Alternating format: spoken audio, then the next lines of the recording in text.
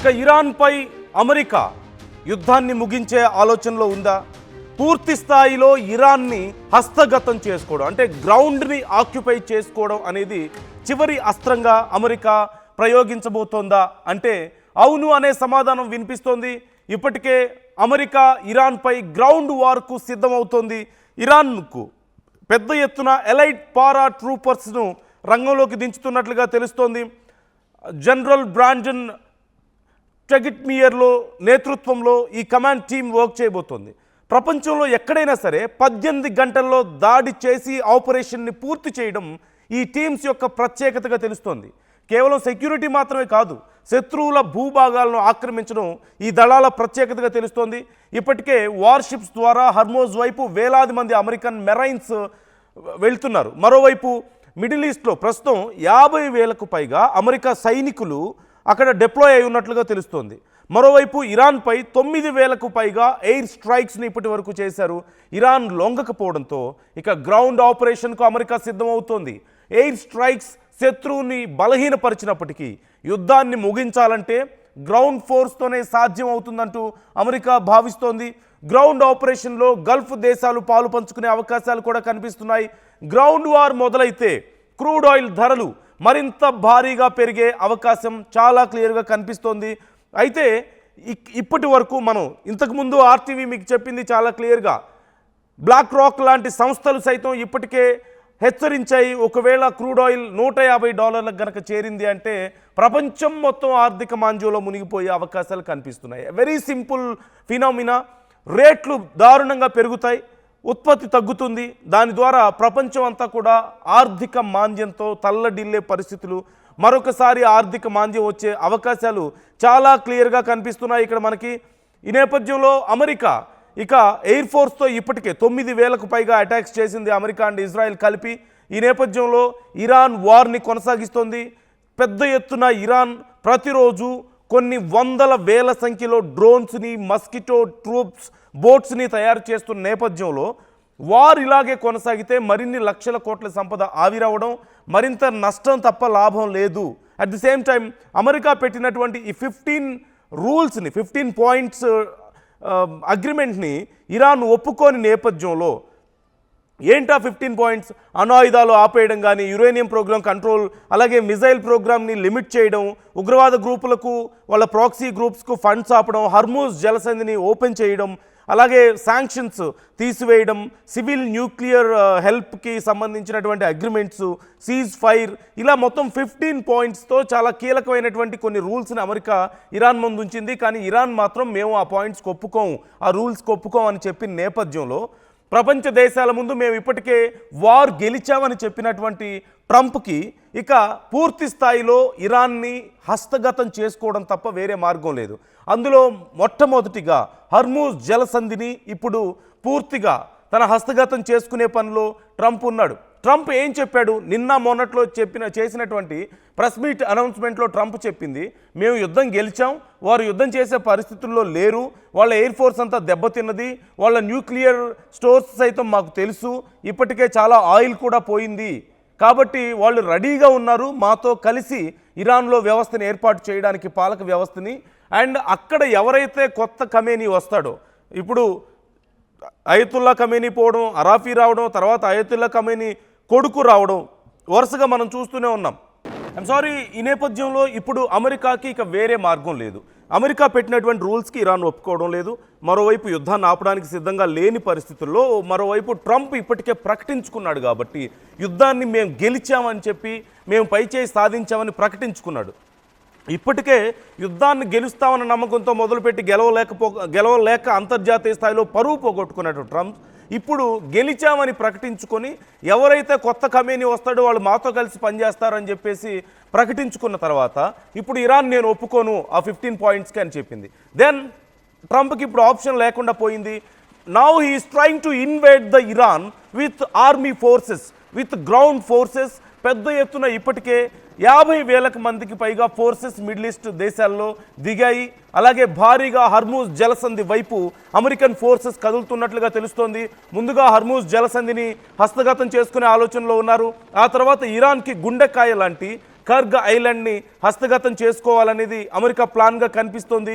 ఈ నేపథ్యంలో ground war చాలా పెద్ద ఎత్తున, సింపుల్గా ఎలాగైతే గతంలో ఆఫ్ఘనిస్తాన్లో మనం చూసామో అలాంటి పరిస్థితుల్లో ఈసారి అమెరికా ఇప్పుడు ఇరాన్లో కూడా యుద్ధాన్ని చేయబోతోందా అంటే అవుననే చెప్పాలి. And at the same time ఇది అంత ఈజీగా అయిపోతుందా? లేదు. ఖచ్చితంగా ఇరాన్ ఐఆర్జీసీ చాలా స్ట్రాంగ్గా ఉంది. వాళ్ళకి ఐఆర్జీసీతో పాటుగా లెబనన్ హెల్ప్ ఉంది.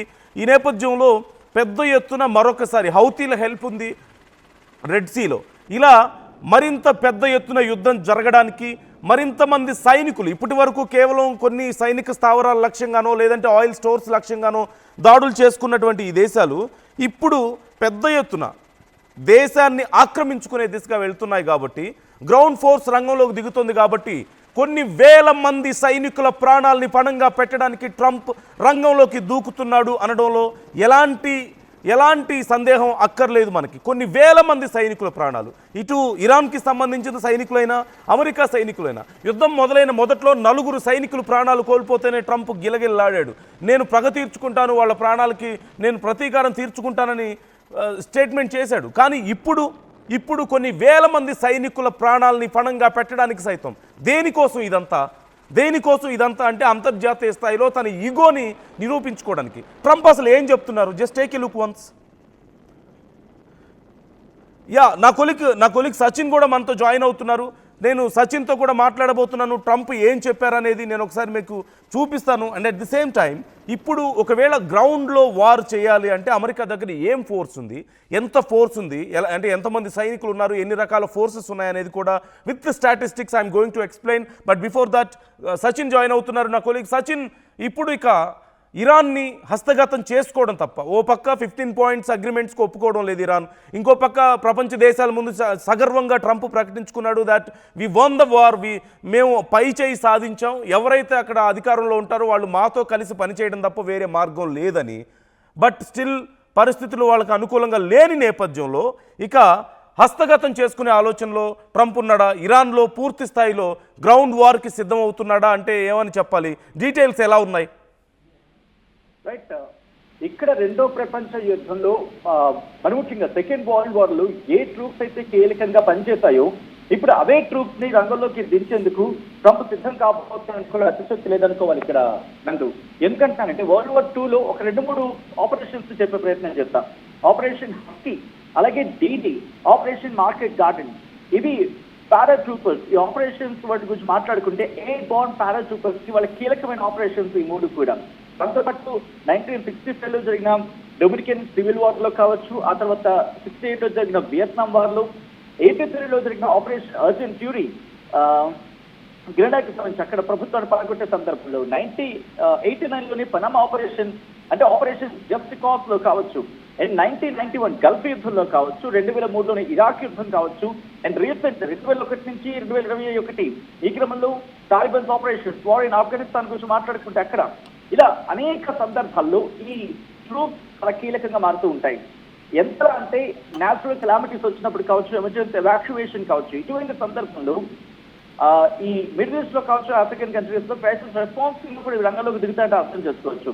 అంటే 18 గంటల్లో ప్రపంచంలో ఎక్కడైనా డెప్లాయ్ అవ్వగల శక్తి ఈ 82nd ఎయిర్ బోర్న్ డివిజన్ అన్నమాట. పారాషూట్ ద్వారా నేరుగా యుద్ధ ప్రాంతాల్లోకి దిగిపోతాయి. అంటే టప్ప దిగిపోవడం, అక్కడ పని కనెక్ట్ చేయడం, అంటే గ్రౌండ్ ని ఆక్రమించుకోవడం, లేకపోతే గ్రౌండ్ లోకి దిగడం, ఆ గ్రౌండ్ ని తమ సొంతం చేసుకోవడం. అంటే న్యాచురల్ కలామిటీస్ అనుకోండి, అక్కడ వెంటనే అక్కడ రంగంలోకి దిగి ఆ గ్రౌండ్ ని తమ హస్తగతం చేసేసుకుంటాయి. ఒక పాజిటివ్ ఆస్పెక్ట్ చూసుకుంటాయి. లేదు ఒక దేశాన్ని మీద యుద్ధం చేయాలి, ఒక దేశాన్ని ఆక్రమించాలంటే కనుక అక్కడ వెళ్ళి ఆ ప్రాంతాన్ని గుంజుకోవడం, ఆ ప్రాంతాన్ని తమ ఆధీనంలోకి తీసుకోవాలి. That to with a small period of time, తక్కువ టైంలోనే. ఇది ఒక ఎలైట్ గ్రూప్ గా మాట్లాడుకుంటారు. ప్రపంచంలోనే పవర్ఫుల్ గ్రూప్ ని రంగంలోకి దించుతోంది ఇప్పుడు అమెరికా. అంటే it's a clear indication and clear sign that it's gonna be the ground attack from US అనేది. ఇది నేను అంటున్న మాట కాదు, ప్రపంచంలోని అంతర్జాతీయ వార్తా సంస్థల నుంచి వినిపిస్తున్న మాట ఇది.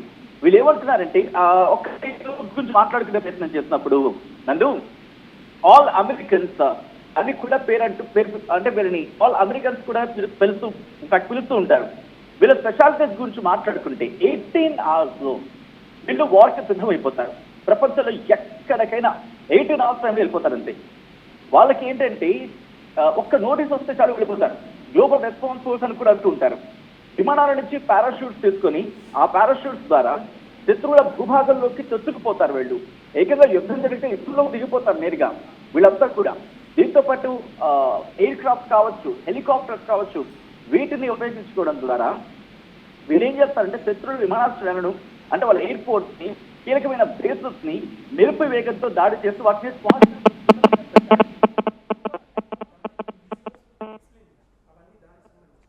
యా సచిన్ రైట్, మరికొద్ది క్షణాల్లో సచిన్ మనతో జాయిన్ అవుతారు. సచిన్ చెప్పినట్లుగా మల్టిపుల్ గ్రూప్స్ ఆఫ్ ట్రూప్స్ ఇందులో ఉన్నాయి. అయితే సచిన్ ఇక్కడ సచిన్ ఇప్పుడు మీరు చెప్పినట్లుగా 18 అవర్స్లో మిషన్ని ఫినిష్ చేయగలిగేటువంటి సత్తా ఈ ట్రూప్స్కి ఉంది. But do you think it will be possible on Iran గ్రౌండ్లో ఇది సాధ్యమయ్యే పనేనా? And at the same time అంటే ఎందుకంటే IRGC well trained and it seems Iran చాలా వెల్ ప్రిపేర్డ్గా ఉన్నట్లుగా కనపడుతుంది ఏ రకమైనటువంటి యుద్ధానికైనా. రెండోది, ఎందుకని ట్రంప్ ఈ పరిస్థితికి రావాల్సి వచ్చింది? అంటే ట్రంప్ మేము గెలిచామని చెప్పుకున్నారు, మాతో కలిసి పనిచేయడం తప్ప ఇక ఇరాన్లో కొత్తగా వచ్చే అక్కడ లీడర్స్కి అవకాశం లేదని చెప్పారు, దే అగ్రీడ్ అని చెప్పాడు. But still he's ready to go for war again. ఎందుకు ఈ పరిస్థితి వచ్చింది? ట్రంప్ వ్యూహం కూడా ఇప్పుడు ఒకటి, వాళ్ళకి ట్రంప్కి తెలుసు. ఎందుకంటే ఇరాన్ లొంగదు అనే విషయం ట్రంప్కి తెలుసు, ఇరాన్ని లొంగించుకోవాలి అనే విషయం ట్రంప్కి తెలుసు. కానీ ఇరాన్ లొంగదు వెనకాల ఉంచి రష్యా, చైనా కాబట్టి దానికి రాదని తెలుసు. దీన్ని ఎలాగైనా మ్యానిపులేషన్ చేసి ఒక డైరెక్షన్ గా నడిపించి ప్రపంచం అటెన్షన్ పక్కకి జరిపించి తన మీద వచ్చిన ప్రజల్ని తగ్గించుకొని దానికి సన్నద్ధత కావాలి. కాబట్టి ఒక 5 days సచిన్ మరికొద్ది క్షణాల్లో నేను మిమ్మల్ని మళ్ళీ కాంటాక్ట్ చేస్తాను. Voice is not clear, we're trying to reconnect. Yeah meanwhile ఒక్కసారి ట్రంప్ ఏమన్నారు, just take a look. We've won this. This war has been won. The only one that likes to keep it going is the fake news. I mean, the New York Times, you read the New York Times, it's like we're not winning a war where they have no Navy and they have no Air Force and they have no nothing. And we literally have planes flying over Tehran and other parts of their country. They can't do a thing about it. For instance, if I want to take down that power plant, that very big, powerful power plant, they can't do a thing about it. It's like, take me. That's all they can do. And yet, if you read the New York Times or if you watch ABC fake news or NBC fake news, you'd say, it's a close battle. It's not a close battle. We've won this. This war has been won. So ABC is fake news, NBC is fake news, New York times is fake news, అందరూ fake న్యూసే, నేను చెప్పేదే correct అంటున్నారు. But it's not similar on the ground. Trump చెప్పే మాటలు ఇప్పుడు మీరే విన్నారు కదా, వీ వాన్ ద వార్. మా యుద్ధ విమానాలు టెహ్రాన్ మీద ఫ్లై అవుతుంటే వాళ్ళు ఏమీ చేయలేక ఓకే టేకర్స్ అన్నట్లుగా మాట్లాడుతున్నారు అని చెప్పి ఆయన ట్రంపే చెప్పడాన్ని మీరు చూశారు. He said literally we one the war అని చెప్పి ట్రంపే చెప్పారు. And at the same time కొత్త కమేని ఎవరు వస్తే వాళ్ళు మాతో కలిసి పని చేయడం తప్ప వేరే అవకాశం లేదు అని చెప్పాడు. Now he's deploying thousands of soldiers on Iran's ground. ఎందుకు మరి? ఎందుకు ఇదంతా ఈ ఫేక్ మాటలు? కొన్ని పెద్ద అంతర్జాతీయ వార్తాపత్రికల్ని తప్పని చెప్తున్నటువంటి ట్రంప్ ఇక్కడ మాత్రం తానే కరెక్ట్ అని చెప్తూ మొత్తం సీన్ చూస్తే గ్రౌండ్లో రివర్స్లో కనిపిస్తుంది. సచిన్ జాయిన్ అవుతున్నారు నా కొలీగ్. సచిన్, ఇక్కడ మాటల్లో ఎంత డిఫరెన్స్ ఉందో మనకు కనిపిస్తుంది. అంటే బయట చెప్పే వార్తలన్నీ తప్పట, ట్రంప్ చెప్పేదే కరెక్ట్ అంటున్నారు. And we one the war, మా యుద్ధ విమానాలు టెహ్రాన్ మీద ఎగురుతున్నా వాళ్ళు ఏం చేయలేకపోతున్నారు, ఓకే వచ్చేయండి మమ్మల్ని ఆక్యుపై చేసుకోండి మా ప్రాంతాన్ని అని చెప్పి వాళ్ళు వదిలేశారని చెప్పి మాట్లాడుతున్నాడు. But do you think this is for ఇక్కడ ఆక్యుపై చేసుకోవడానికి ఈ ట్రూప్స్ అన్ని వెళ్తున్నాయా? సైనిక చర్య ఉంటుందా, లేకపోతే యుద్ధం కోసం వెళ్తున్నారా వీళ్ళంతా?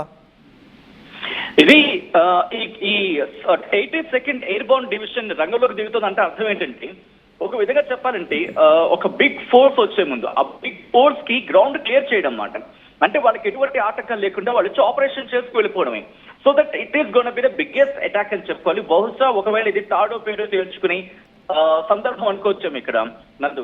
ఎందుకంటే ఎయిర్బోర్న్ డివిజన్ ఏం చేస్తుందంటే గ్రౌండ్ లోకి దిగిన తర్వాత ఫస్ట్ గ్రౌండ్ ని క్లియర్ చేస్తుంది. అంటే ఒక విధంగా చెప్పాలంటే వాళ్ళు రంగంలోకి దిగారంటే కనుక దాని వెనకాల అంటే ఈ 18 hours లో వీళ్ళు గ్రౌండ్ క్లియర్ చేసిన ఈ గ్యాప్ లోనే ఇంకొక పెద్ద అవుతుంది. సో మనం మాట్లాడుకోవాలి 50,000 సైన్యం దిగబోతుందని చెప్పి ఇప్పటికీ మెరైన్ టీం కూడా సిద్ధం చేస్తుంది అమెరికా అని. అంటే ఒక పక్క మెరైన్ టీం, ఇంకో పక్క ఈ 82nd ఎయిర్ బోర్న్ డివిజన్ వీళ్ళు కూడా అంటే పారాట్రూపర్స్ గా మాట్లాడుకున్న వీళ్ళు కూడా రంగంలోకి దిగబోతున్నారు. అండ్ మేజర్ కాంబాట్ గురించి మాట్లాడుకోవాలి ఇక్కడ. వీళ్ళు ఒక పెద్ద సైన్యం రావడానికి ముందు ఈ ప్రాంతాన్ని క్లియర్ చేయడానికి వచ్చి ఎలైట్ గ్రూప్ వస్తుందన్నమాట. అంటే వీళ్ళని 82nd ఎయిర్ బోర్న్ డివిజన్. దీంతో పాటు మాట్లాడుకుంటే వీళ్ళు మేజర్ కాంబాట్ హిస్టరీ కూడా వెళుతుంది.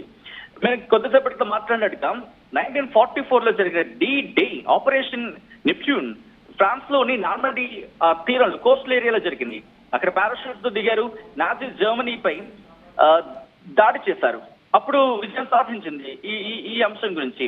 ఆ తర్వాత ఆపరేషన్ మార్కెట్ గార్డెన్ నెదర్లాండ్స్ లో జరిగిన ఒక వంతెనను, కీలకమైన వంతెనను స్వాధీనం చేసుకోవడానికి ఏకంగా గాల్లో నుంచి దిగిపోయారు, దూకారు, చేసేసిన ఆపరేషన్ అది. ఫారెస్ట్ ఒక విధంగా చెప్పాలంటే అది థికెస్ట్ ఫారెస్ట్.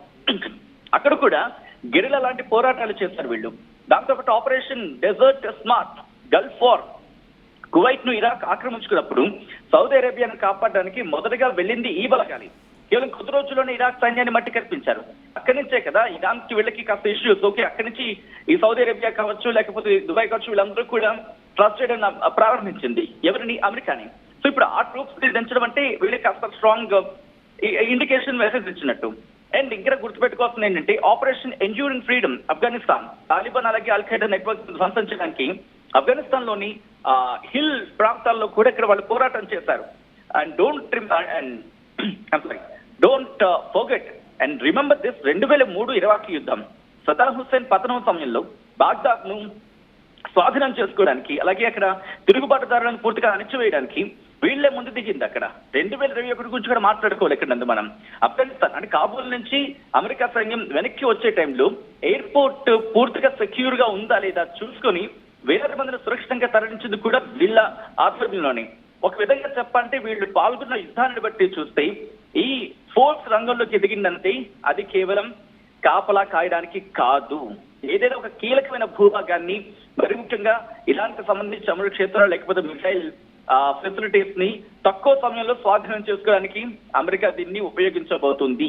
అండ్ ఈ ఫోర్స్ దిగిన తర్వాత దీని వెనుక ఇంకా బిగ్ ఫోర్స్ రాబోతోంది. ఇది ఇండికేషన్. అంటే మనం సాధారణంగా అంటూ ఉంటాం కదా సునామీ విషయం, తుఫాన్ వచ్చే ముందు కాస్త గాలులు వీరుతూ ఉంటాయి, చల్లగా ఉంటుంది. సో ఇటువంటి పరిస్థితి అంటే ఒక వర్ష వ్యవస్థ ఒక తుఫాను లాంటి పరిస్థితుల ముందు ఇటువంటి సిచ్యువేషన్స్ ఉంటాయి మనం చూసాం. అయితే వీళ్ళు సడన్ గా రంగంలోకి దిగుతారు. రంగంలోకి దిగిన తర్వాత వీళ్ళు అక్కడ ఆ ప్రాంతాన్ని పూర్తిగా స్వాధీనం చేసుకుంటారు. కానీ ఇక్కడ మీరు అన్ని క్వశ్చన్ చాలా ఇంట్రెస్టింగ్ గా ఉంది. ఎందుకంటే ఇరాన్ ని తక్కువ అంచనా వేస్తోందా అమెరికా? అండ్ ఈ విషయంలో కూడా తక్కువ అంచనా వేస్తోందా? ఐఆర్జీసీ ని తక్కువ అంచనా వేస్తోందా? ఎందుకంటే గత 47 నుంచి వీళ్ళు ఇవన్నీ చూస్తూ ఉన్నారు. అండ్ 47 గురించి మాట్లాడుకున్న సందర్భంలో ఇరాక్ యుద్ధం కూడా దీంట్లో ఉంది.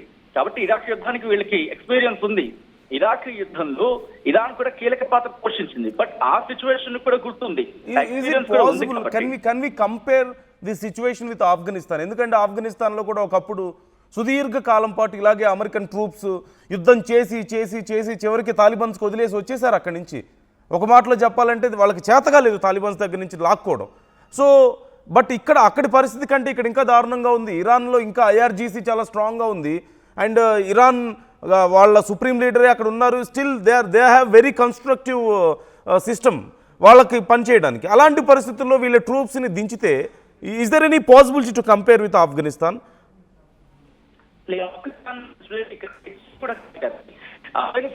వేరు అండ్ ఇక్కడ వీళ్ళ పరిస్థితి వేరు. అండ్ ఇక్కడ అమెరికాలో ఉన్న రూలింగ్ పార్టీ ఏ పార్టీ అనేది కూడా ఇంట్రెస్టింగ్ గా మారుతుంది. రిపబ్లికన్స్ ఉన్న సందర్భంలో వాళ్ళకేమో ఈ యుద్ధాలు కావాలి. అండ్ డెమోక్రాట్స్ ఉన్న సందర్భంలో వాళ్ళేమో కాస్త మరి అంత శుద్ధబోద్దు అని చెప్పడానికి లేదు.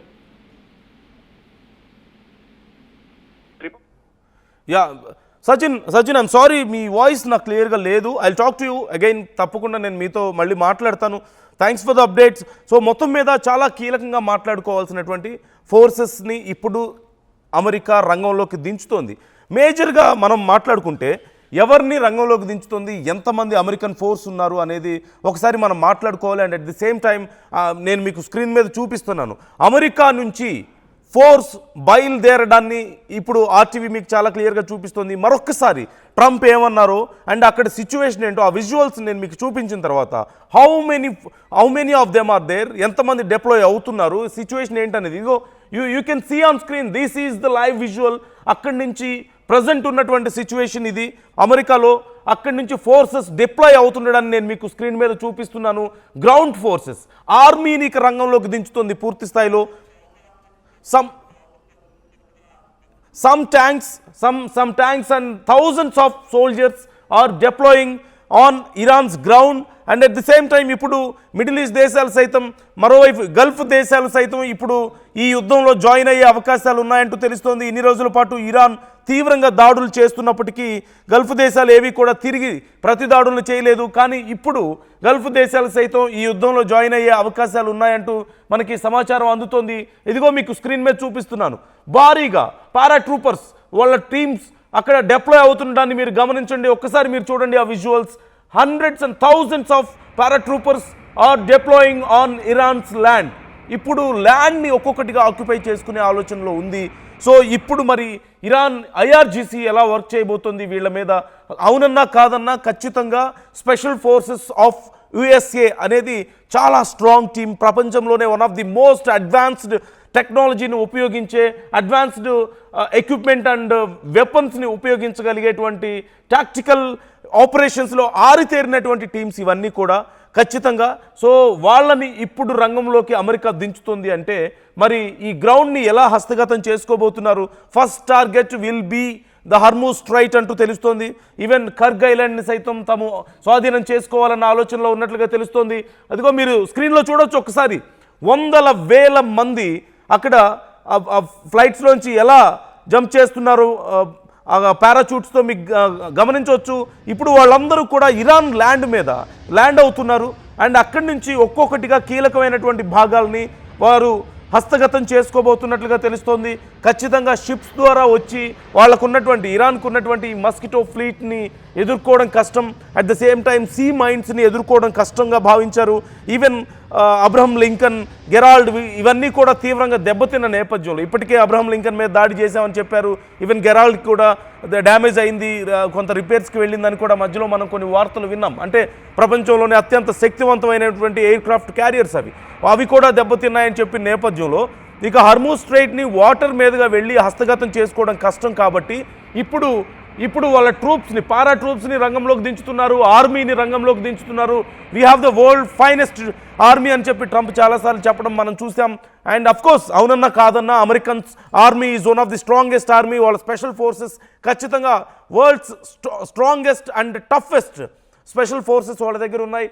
And at the same time ammo కూడా వాళ్ళ దగ్గర ఉన్నటువంటి అమ్యునేషన్ సైతం most advanced ammunition and tactical ఆపరేషన్స్లో ఆరితేరిన వాళ్ళు.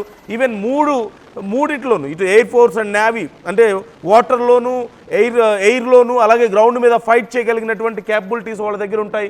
ఇప్పుడు వాళ్ళని రంగంలోకి దించారు. And at the same time మరిన్ని యుద్ధ నౌకలు సైతం మరింత మంది సోల్జర్స్ని మోసుకెళ్తున్నట్లుగా మనకి సమాచారం అందుతోంది. ఈ నేపథ్యంలో ఇప్పుడు ఇరాన్ని ఇక భూభాగం ద్వారా హస్తగతం చేసుకోవాలని, ఎందుకంటే ఎయిర్ ఫోర్స్తో ప్రయోగించారు. 9,000 మోర్ దాన్ 9,000 స్ట్రైక్స్ ఇరాన్ మీద చేశారు. బట్ ఇరాన్ ఇంకా వెనక్కి తగ్గలేదు, టెహ్రాన్ ఇంకా వెనక్కి తగ్గలేదు. ఈవెన్ నేవీ ద్వారా స్ట్రైట్ ఆఫ్ హార్మూజ్ని హస్తగతం చేసుకోవాలని ట్రంప్ ప్రయత్నించాడు. కానీ ఇరాన్ వెనక్కి తగ్గలేదు. వాళ్ళకు ఉండాల్సినటువంటి సీ మైన్స్ ఉన్నాయి, వాళ్ళకు ఉండాల్సినటువంటి మస్కిటో ఫ్లీట్స్ ఉన్నాయి అండ్ డ్రోన్స్ ఉన్నాయి. భారీ ఎత్తున నష్టపోతూ వస్తున్నారు. ఇక ఇలా కాదు, ఇవన్నీ కాదు, ప్రపంచం ముందేమో నేను గెలిచానని చెప్పి ప్రకటించుకున్నాడు. కాబట్టి there is no other option for Trump ఏమన్నారు ఒక్కసారి చూసిన తర్వాత ఎంతమంది ఫోర్స్ అమెరికాకు ఉంది, ఎంతమందిని ఇప్పుడు డిప్లాయ్ చేస్తున్నారు అనే డీటెయిల్స్ నేను మరింత క్లియర్గా మీకు ఇస్తాను. వన్స్ అగైన్ ట్రంప్ ఏమన్నారు ఒకసారి మీరే చూడండి. This war has been won. The only one that likes to keep it going is the fake news. I mean, the New York Times, you read the New York Times, it's like we're not winning a war where they have no Navy and they have no Air Force and they have no nothing. And we literally have planes flying over Tehran and other parts of their country. They can't do a thing about it. For instance, if I want to take down that power plant, that very big, powerful power plant, they can't do a thing about it. It's like, take me. That's all they can do. And yet, if you read the New York Times or if you watch ABC fake news or NBC fake news, you'd say it's a close battle.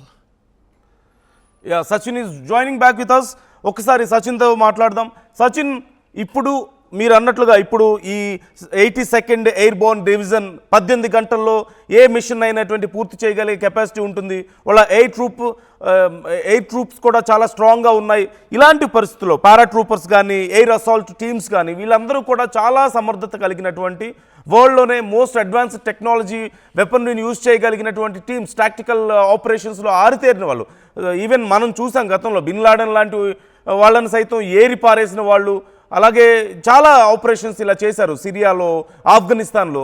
నా ఇప్పుడు ఇరాన్లో పరిస్థితి ఏంటి? So ఎంత do you think ఇప్పుడు అమెరికానేమో మా భూభాగాన్ని, అంటే మేము గెలిచాం కాబట్టి ఆ భూభాగాన్ని రక్షించుకోవడానికి మా ట్రూప్స్ దించుతున్నామని చెప్తున్నారు. But reality is different, we all know that. So do you think with in next few hours ముఖ్యమైనటువంటి భూభాగాలను అమెరికా హస్తగతం చేసుకోగలుగుతుందా, లేదంటే ఆఫ్ఘనిస్తాన్లో లాగా కొన్నేళ్ల పాటు ఇది కొనసాగే అవకాశం ఉందా? దేనికోసం, అంటే అమెరికా స్ట్రాటజీ ఏంటి ఇక్కడ ఈ గ్రౌండ్ ఫోర్సెస్ని దించడంలో? వీళ్ళ వ్యూహం అంటే ఇరాన్ని దెబ్బ కొట్టాలి, ఇరాన్ని అంచనా వేయడంలో వీళ్ళు ఫెయిల్ అవుతున్నారు. కాబట్టి ఇరాన్ వాళ్ళ ఎక్స్ట్రీమ్ అమ్యునేషన్స్ చూపించే ప్రయత్నం చేస్తోంది.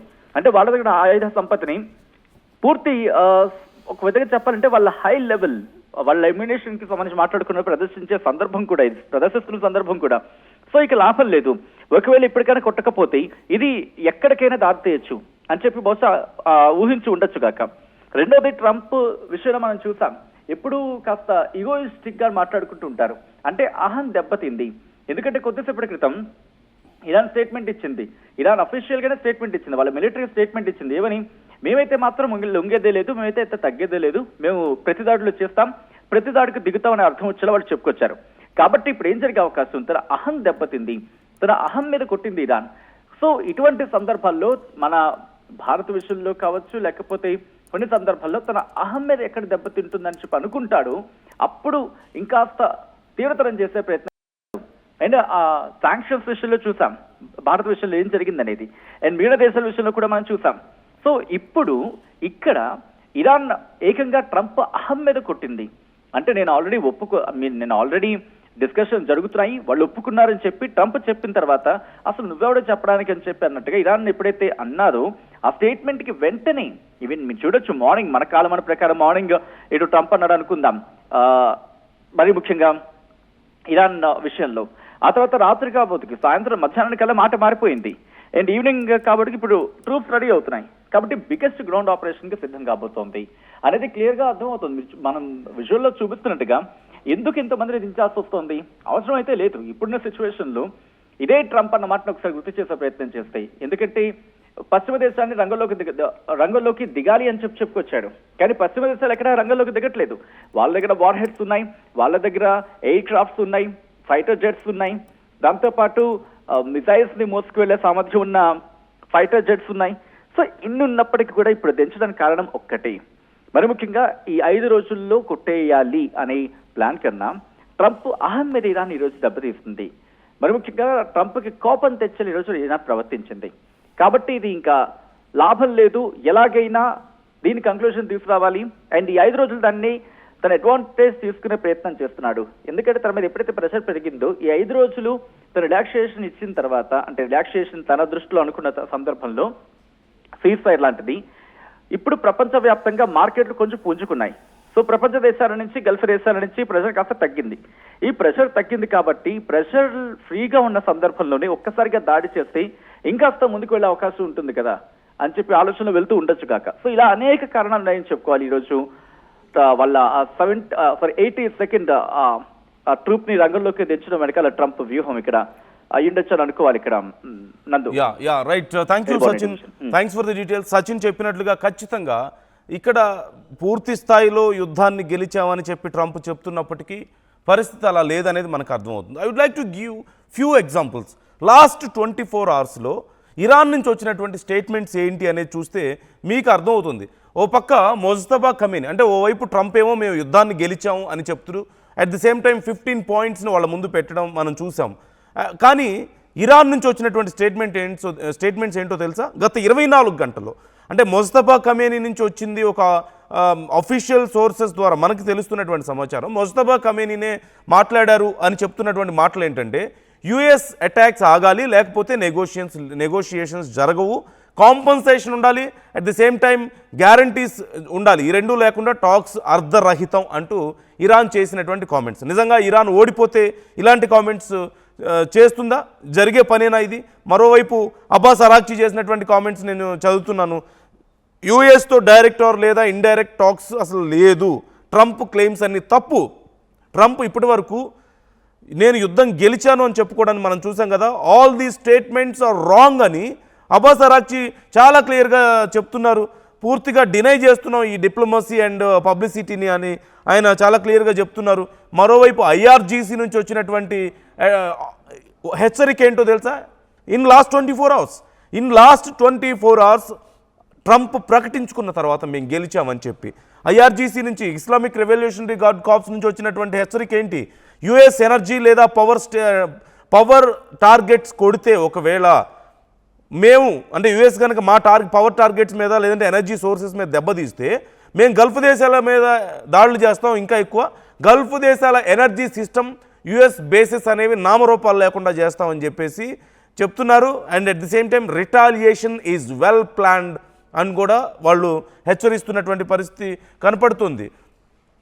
మరోవైపు మహమ్మద్ బకర్ కాలిబ్ చెప్పినటువంటి కామెంట్ యుఎస్ స్టాక్ ట్రాప్ కావచ్చు అని మాత్రం చెప్తున్నారు. ఇవన్నీ కూడా ట్రాప్ మాత్రమే యుఎస్ది, ఇలాంటి పిచ్చి ప్లాన్స్కి మేము లొంగమని చెప్పేసి ఇరాన్ చేసినటువంటి స్టేట్మెంట్స్ ఇవి. In last 24 hours these are the statements from Iran.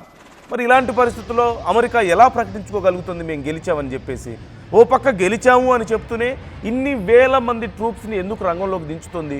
అంటే వాళ్ళ భూభాగాన్ని అంటే గెలిచాము, ఇక మేము హస్తగతం చేసుకున్నాం కాబట్టి ఆ భూభాగంలో మా ట్రూప్స్ని దించుతున్నాం అంటున్నారా? దానికోసం ఇన్ని వేల మందిని దించుతున్నారా? లేదు, ఖచ్చితంగా కేవలం అక్కడ యుద్ధం చేయడం గురించే వాళ్ళు ఈ ట్రూప్స్ అన్నిటిని దించుతున్నారు అనడంలో ఎలాంటి సందేహం లేదు. ఇప్పటికీ అమెరికా దగ్గర ఉన్నటువంటి శక్తి ఏంటి, ఆర్మీ శక్తి అనేది చూస్తే మొత్తం యాక్టివ్ సోల్జర్స్ 4,50,000 మంది ఉన్నారు. యుద్ధానికి డైరెక్ట్గా వేళ్ళలో వెళ్ళేవారు 4,50,000 మందిలో యుద్ధానికి డైరెక్ట్గా గ్రౌండ్లోకి దిగి గన్స్ పట్టుకొని వెళ్ళేవారు అరౌండ్ 1.5 to 2 lakh మెంబర్స్ మాత్రమే. అండ్ 2,600 ట్యాంకులు కూడా ఉన్నట్లుగా తెలుస్తుంది. ఈ ట్యాంకులను కూడా కొన్నిటిని రంగంలోకి దించుతున్నారంటూ సమాచారం అందుతోంది. And at the same time ఇక మెరైన్ కార్ప్స్ ఇస్ చాలా important.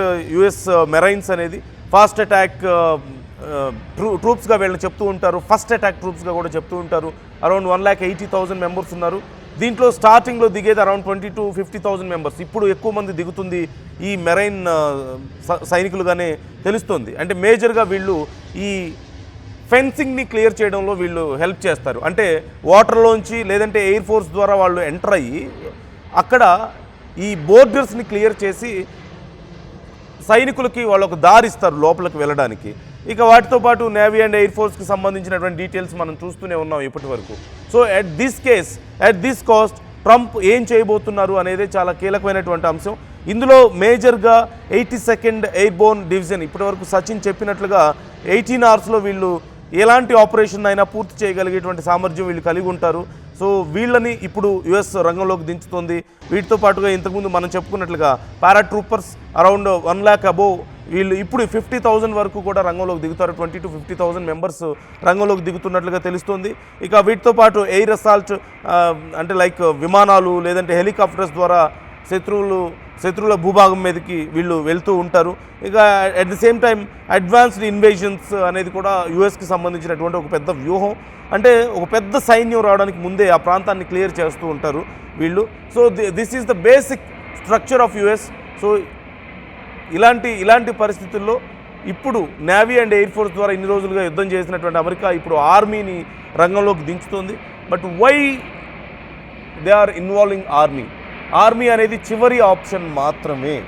First option air force, ఆ తర్వాత నేవీ. ఇప్పుడున్నటువంటి టాక్టికల్ వార్ఫేర్లో ఈ రెండింటిని ఫస్ట్గా యూజ్ చేస్తారు. ఆ తర్వాతే లాస్ట్ ఆప్షన్ కింద ఆర్మీని ఎయిదర్ ఓడిపోయేటప్పుడైనా సరే గెలిచేటప్పుడైనా సరే ఇదే ఉపయోగిస్తారు. బట్ ఇప్పుడు ట్రంప్ ఆర్మీని ఇన్వాల్వ్ చేస్తున్నారు అంటే ఈ యుద్ధాన్ని ఎందుకోసం? అంటే ఓడిపోయే పరిస్థితుల్లో ఉన్నారు కాబట్టి దించుతున్నారా, గెలిచారు కాబట్టి అక్కడ హస్తగతం చేసుకోవడానికి దించుతున్నారా? What you think? మీకేమనిపిస్తుంది?